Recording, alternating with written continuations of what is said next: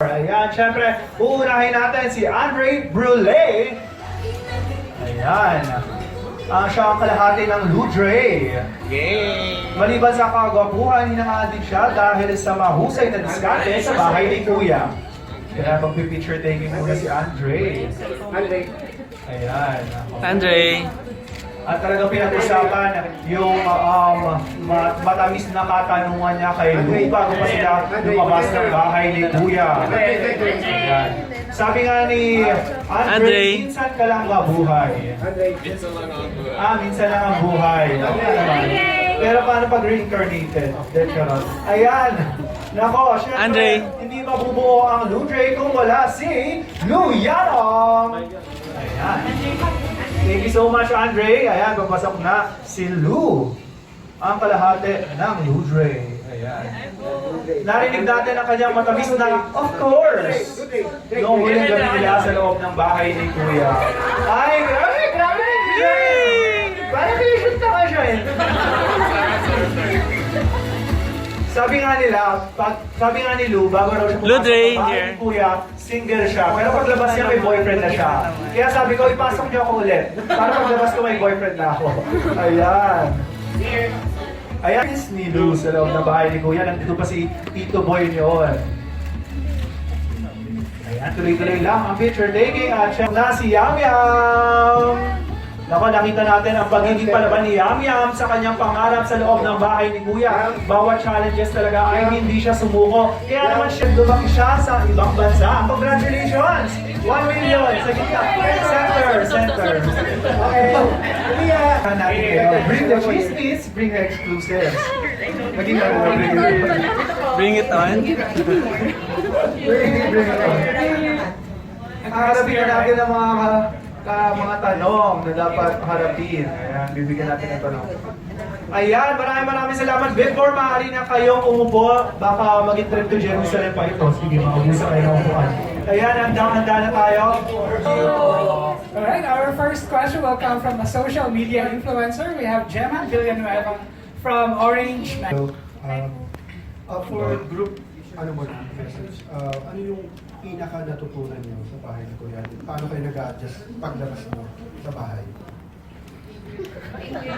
English. In English. What have you learned so far in the Big Brother house, and how do you adjust now that you're outside? Let's start with Fumia. Ako? What I learned, di ba? Yeah. And I really learned family love. Yeah. Kasi ako Hapon, walang family love. Meron, pero konti, di ba?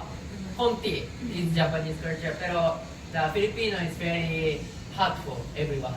Yeah, and then I learned, and then now, outside world, I have heartful heart. You. That's why I'm calling my family and then talking, family love. Sorry po, like that. Good answer. Kutanso talaga. Yes. Domo arigatou Arigatou gozaimasu. gozaimasu. Okay, Yana? Sa akin naman po ay nakalimutan ko yung tanong. Ano yung natutunan mo sa loob ng bahay ni Kuya? Ang natutunan ko sa loob ng bahay ni Kuya is yung sobrang pagmamahal mo sa isang kaibigan, At saka yung pagmamahal ng totoo talaga, yung nagki-care ka talaga sa kanya kahit ilang buwan mo lang silang nakasama sa loob ng bahay. Saka teamwork! Yun. Thank you, Yamya. Ito, ang blooming na si Lou. Ayun po, yes po yung teamwork, yung importance ng family and friends talaga dahil talagang sila yung nagpapalakas sa inyo pag tingin mo hindi mo na kaya.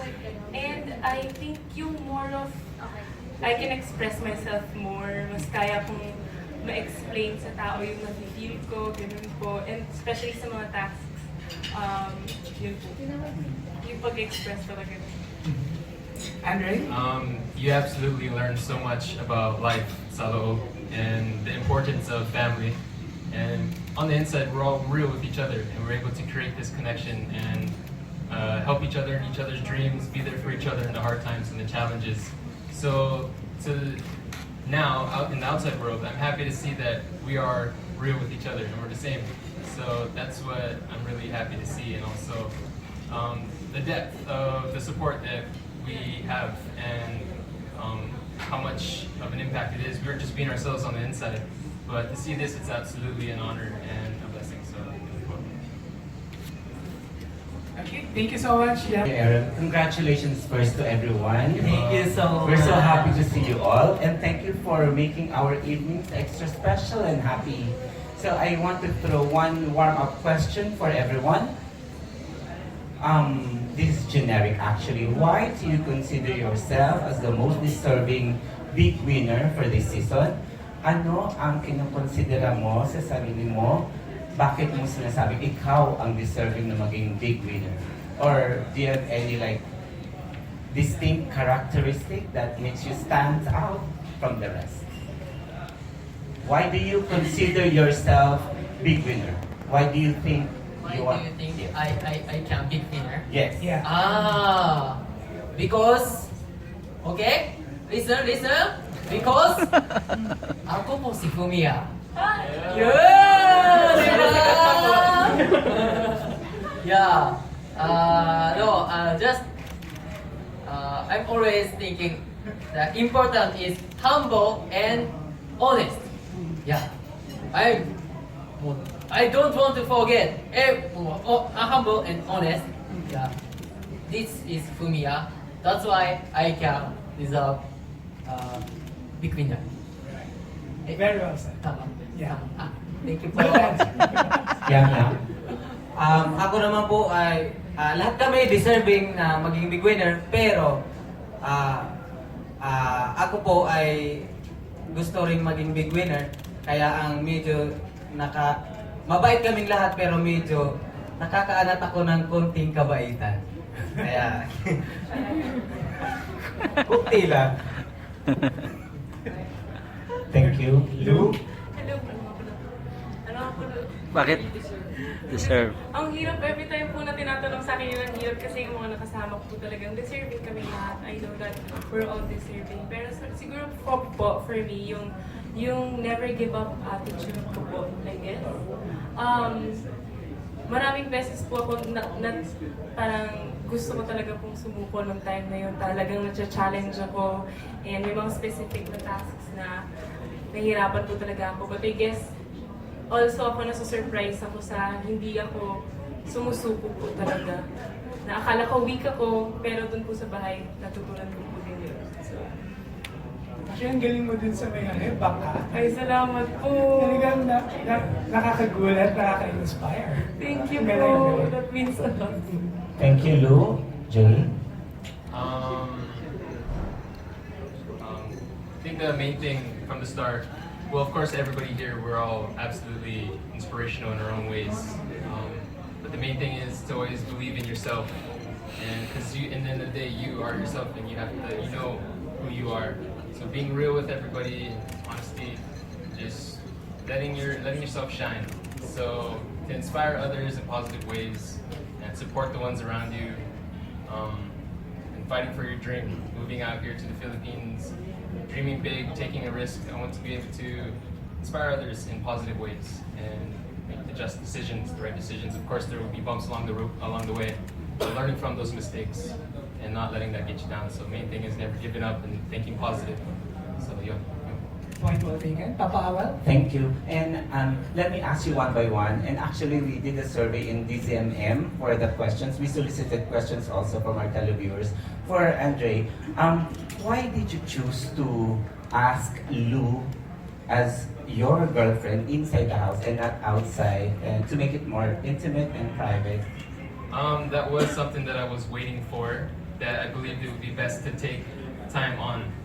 But, I mean, as we got more closer and became more trusting towards each other through challenges, working together well, I began to fall in love with her. And I realized, knowing that we can work things out on the outside and believing in me and Lou on the outside, why hold back? And because I love her and knowing that we can work things out on the outside no matter what, that we're strong, I wanted to ask you to be my girlfriend. That's all I'm gonna put at it. That's sweet and that's well said. Anyway, would you consider your charm and your appeal as the main factor that's why you made it to the Big Four? Or is there any other characteristic that we do not know that you believe made you to the Big Four? Going into here, nothing about looks or anything, but just being myself and not holding back, just trying to show just who I am. And I believe that's what I was able to do, to be real with everybody and just be myself in this. Thank you, Andre. Lou, sa tingin mo, kung hindi kayo naging love team ni Andre, mapapabilang ka pa ba sa Big Four? Yes po, for me talaga. Pumasok po ako ng bahay na sabi ko sa sarili ko, even nung auditions pa, magpapakatotoo lang talaga. Magpapakatotoo lang ako. Alam kong I'm meant for something, hindi ko lang po alam kung ano. But yun nga, yung sinabi ko po dun sa graduation, I claimed it na parang kahit anong gagawin ko, hindi ako susuko. Kahit anong mangyari, hindi talaga ako magpapatibag po. So, for me, feeling ko po na-prove ko naman po yun. Thank you. Ano naman ang reaction dito sa mga sinasabi ng ex-housemates na ikaw yung hindi pinaka-deserving manalo? Lahat naman po tayo may opinion, so I respect that. Thank you. Thank you for being so honest. Yam Yam, hello. Ayan. Sa kabaligtaran naman, ikaw naman ang sinasabi ng mga ex-housemates na most deserving manalo. Ano naman ang reaction mo doon? Wow! Ang reaction ko po doon, sobrang wow. Sobrang, thank you! Wow! Yun lang. Wow! Wow! Salamat. Salamat, Yam Yam. Sige, ito na lang. Kung ikaw daw talaga ay tunay na kaibigan ni Fumiya, bakit mas pinili mong manatili sa bahay kaysa isalba siya or sagipin siya dun sa nomination?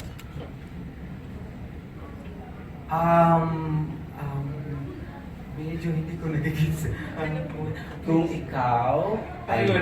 ikaw tinuturing mo na isa kang tunay na kaibigan ni Fumiya, Opo. bakit mas pinili mo na isalba mo yung sarili mo at manatili sa bahay ni Kuya at hindi sagipin si Fumiya sa nominasyon? Doon po to sa desisyon po namin.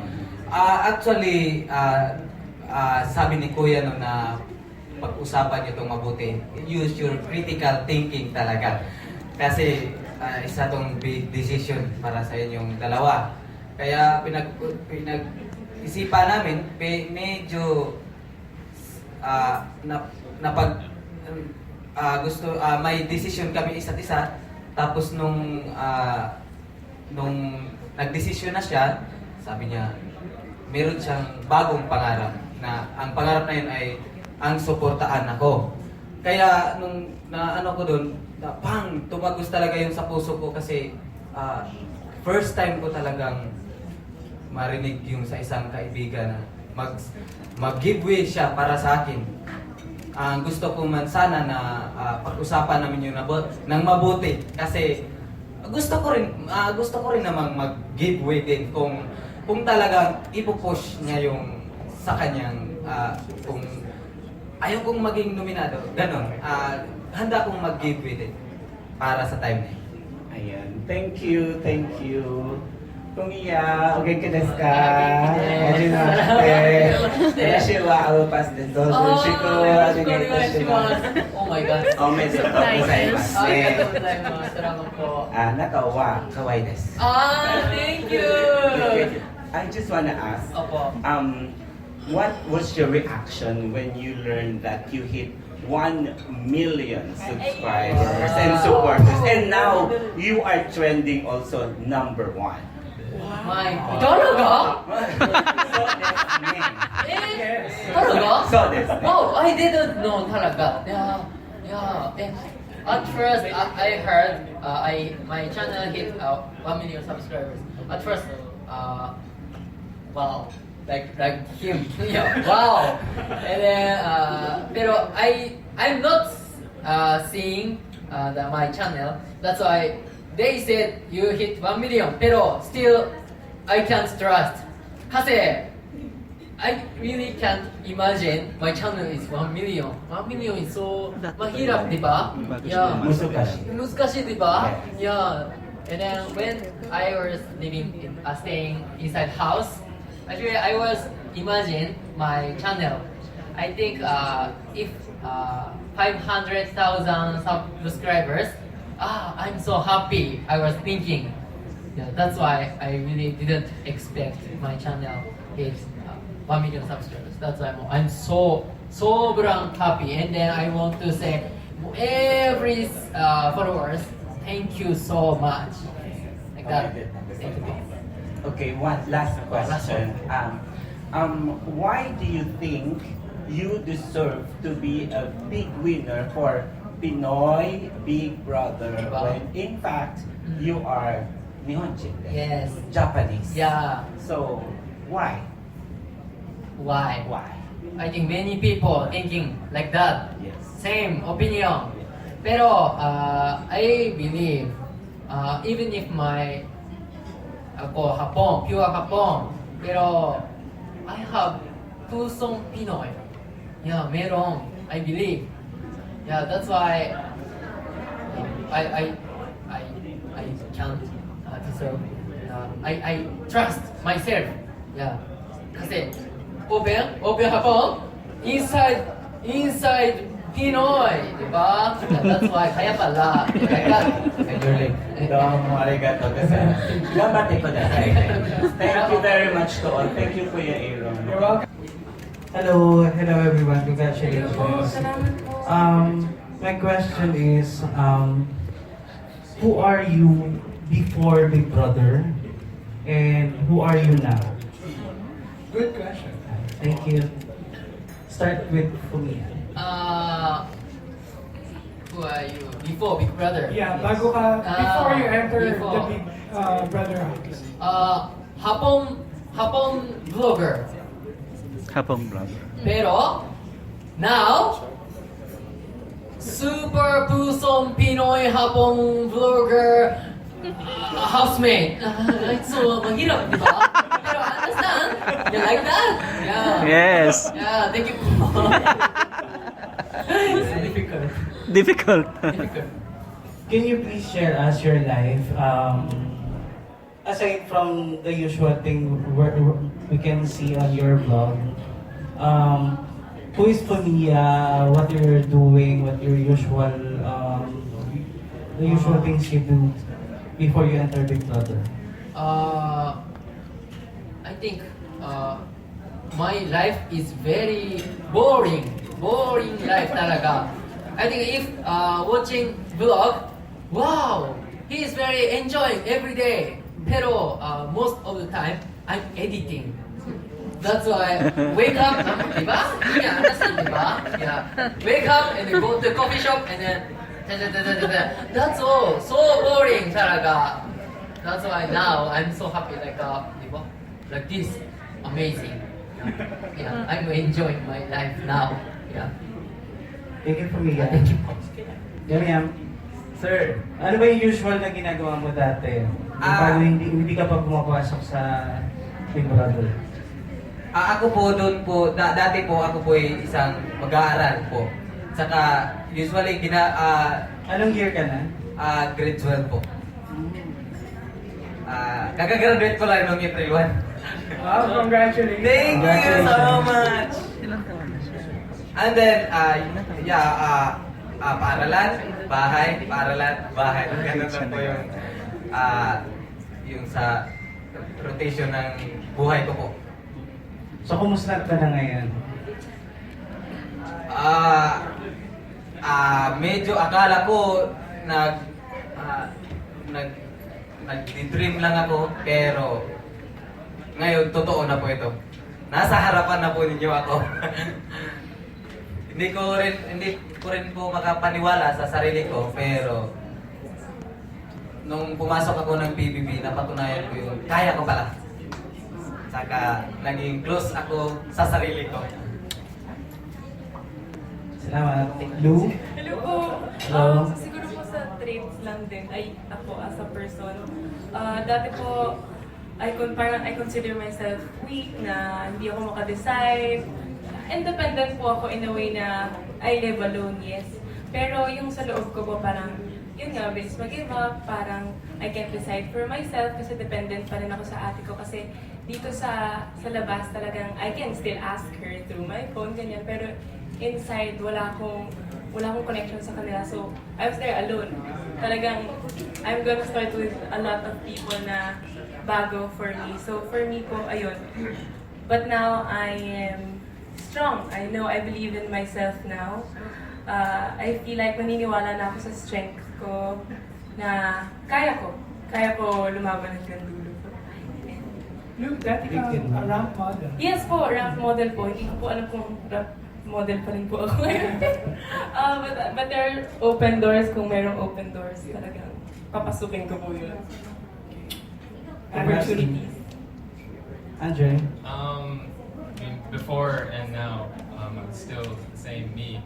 But going through this whole experience through Big Brother, and you put into a lot of challenges and situations, you realize so much more about life. And I believe that all of us here have grown a lot more as characters, to be more thankful for the smaller things. And now, of course, life is a lot different. There's a lot of people that, in a way, look up to us. So there's a lot of power in this, that there's a lot of responsibility. So with that, knowing yourself and becoming a more bigger character, that you know your character a lot more to inspire others. That's how life, I believe, is different. But regarding me as a person, I believe it's still the same me from before. I've always believed in myself, fighting for a dream. Thank you. Congratulations sa inyo apat. Maraming salamat po. Thank you, Richard.